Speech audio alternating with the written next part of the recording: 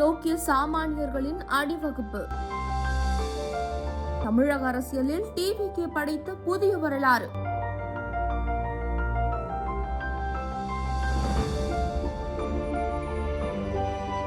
தமிழக அரசியலில் ஒரு புதிய விடியல். மக்களுக்காக மக்கள் என்ற தாரக மந்திரத்தோடு களம் கண்ட தமிழக வெற்றி கழகம். இது வெறும் தேர்தல் வெற்றி அல்ல, காலம் காலமாக அதிகாரத்திற்கு தவம் கிடந்த சாமானியர்களின் சமூக புரட்சி. இந்த வெற்றியின் மகுடமாக தமிழக வெற்றி கழகத்தின் சார்பில் களம் கண்ட 13 பெண் வேட்பாளர்கள் வெற்றி பெற்றுள்ளனர். பெண்களின் தன்னம்பிக்கைக்கும் ஆளுமைக்கும் கிடைத்த மிகப்பெரிய அங்கீகாரமாக இது பார்க்கப்படுகிறது. அதிகார பரவலக்கல் என்பது வெறும் மேடை பேச்சு அல்ல, அது ஒரு செயல் வடிவம் என்பதை நிரூபிக்கும் வகையில் சமூக நீதிக்கான போரில் 26 தலித் மக்கள் மாபெரும் வெற்றி பெற்று மக்கள் பிரதிநிதிகளாக தேர்ந்தெடுக்கப்பட்டுள்ளனர். கொளுத்தும் வெயிலையும் பொருட்படுத்தாமல் மக்களுக்காக நின்ற ஒரு கர்ப்பிணி தாய் என்று வெற்றி வாகை சூடியுள்ளார். ஒரு தாயின் மன உறுதிக்கு முன்னால் அரசியல் தடைகள் அனைத்தும் தூள் தூளாக போட்டுள்ளன. மறுபுறம் ஒரு ஓட்டுநரின் மகனாக பிறந்து எந்தவித அரசியல் பின்னணியுமின்றி உழைப்பை மட்டும் மூலதனமாக கொண்டு களம் கண்ட ஒரு இளைஞன் இன்று வெற்றி மகுடம் சூடியுள்ளார். வாரிசு அரசியல் என்னும் கோட்டையை நகர்த்து உழைப்பு மட்டுமே உயரத்திற்கு செல்லும் ஏன் என்பதை இந்த இளைஞரின் வெற்றி